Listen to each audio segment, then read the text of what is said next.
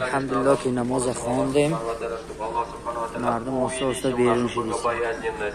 Укрепил наши стопы в его религии.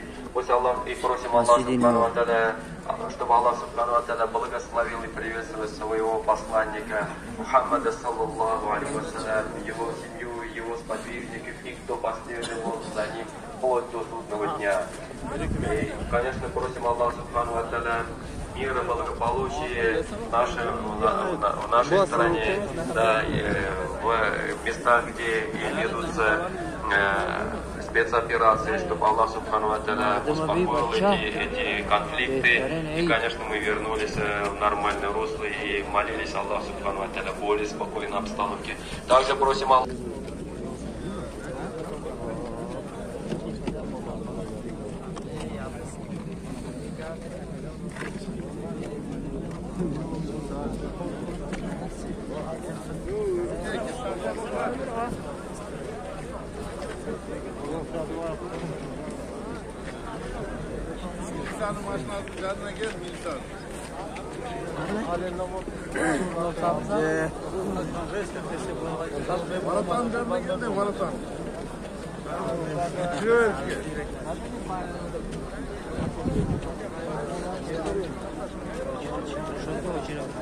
Газонда трогай, газонда.